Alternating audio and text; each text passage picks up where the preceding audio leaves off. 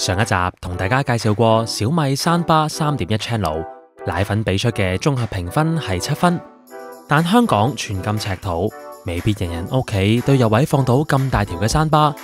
今集同大家開箱嘅 Creative Stage 360，佢嘅闊度淨係得57cm， 可以話係為蝸居而誕生。唔知佢細細條音質又點樣呢？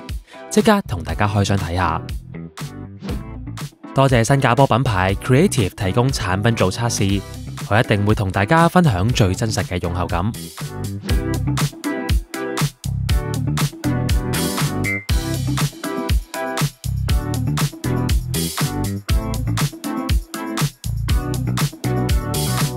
Stage 360山巴嘅外層由網面金屬同黑色光面塑膠組成，配以 Creative 嘅 logo， 低調沉穩。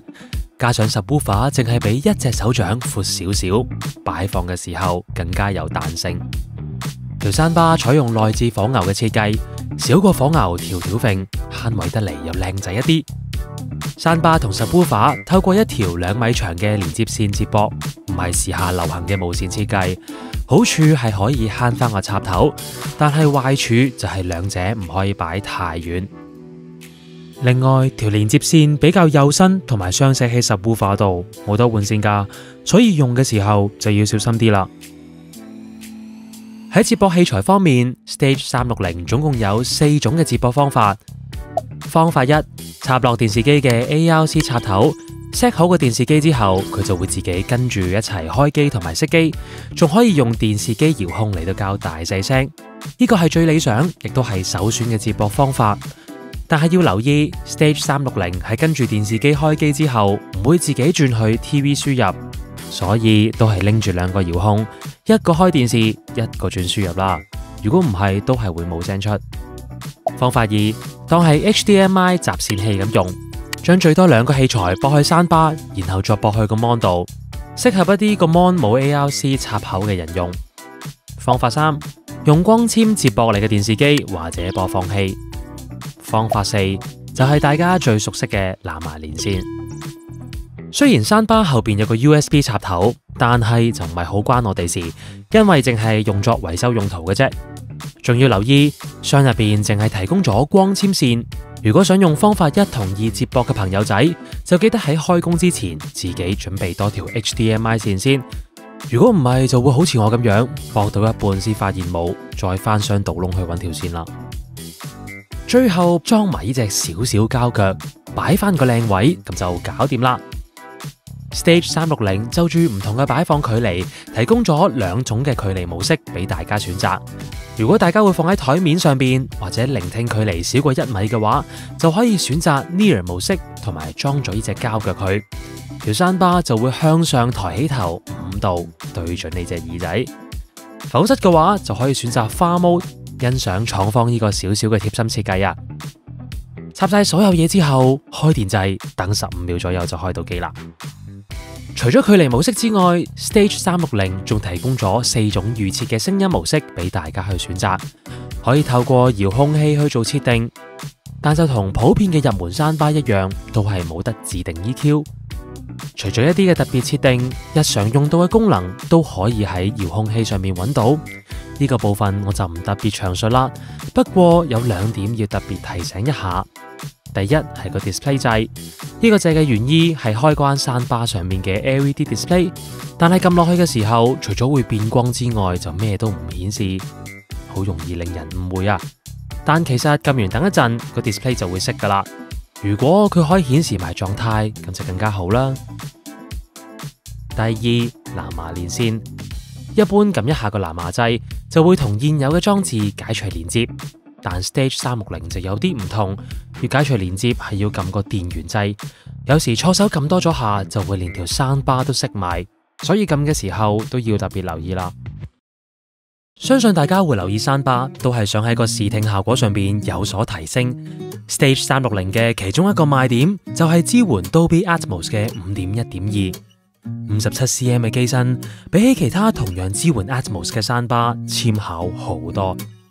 坦白講啊，收到個盒嗰陣，見到佢咁細盒，我都有啲擔心個音質會唔會好差，會唔會唔夠大聲咁樣。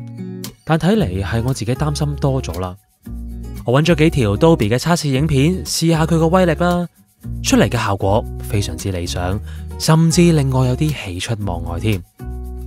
以呢條棒球打爛窗口嘅測試片為例，由個玻璃碎裂到棒球喺前邊滑過嘅聲音，都可以喺耳邊相應嘅位置重現，非常之真實。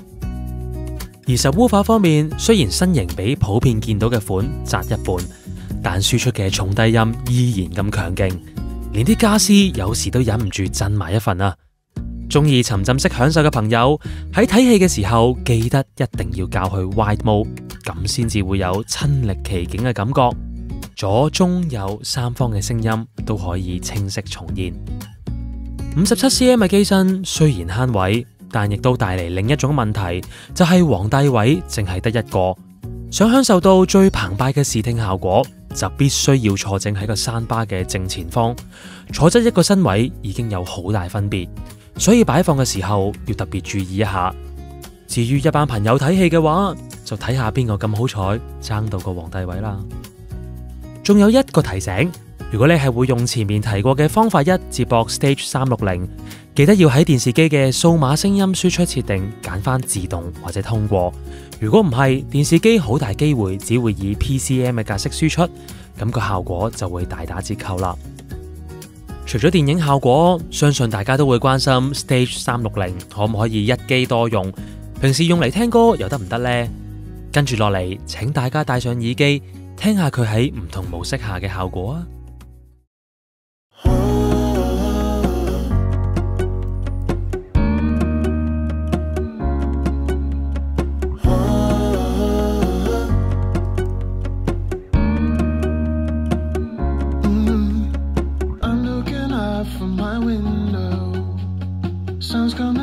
！Like the day before, you're like a stone on my pillow. I don't make a sound when I shut the door. You don't have to wake up yet. We can spend all day in bed. I'll put the TV in the room. We'll have a Netflix marathon, Kenny G saxophone. We'll order in a bunch of food. I'll put your favorite music on all the way baritone. Yeah. Shut the lights, go infrared.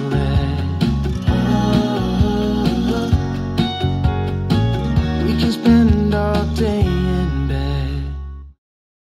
Oh, here you are, face to face in this trashy bar. Another glass and I am going places. Makes me laugh about the irony of everything.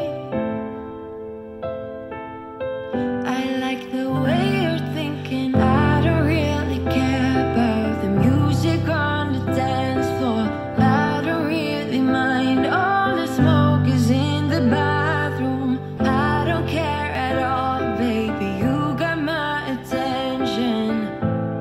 So you were saying, oh no, I don't see the logic of things. It's quite a lonely world that we're living in. Oh baby, you are something special, I'm sure. Everything makes total sense when you're next to me. 喺音質方面，我覺得比預期嘅理想，低頻恰到好處，唔會太重導致聽覺疲勞，而且音量充足，開到10嘅時候其實已經好大聲。我平時夜晚做嘢嗰陣聽歌，其實開1都已經好足夠。喺幾個模式入邊 ，Music Mode 嘅中低頻會比較重一啲 ，Night Mode 就會提高中高頻段，同埋限制咗低頻嘅輸出，而 Wide Mode 就同前面講嘅一樣，加入咗大量嘅環繞效果。對於要求高嘅人嚟講，可能會覺得聽流行曲嘅時候，人聲比較暗啞一啲，有少少焗住嘅感覺。個情況就有啲似個歌手隔住塊薄布唱歌咁樣。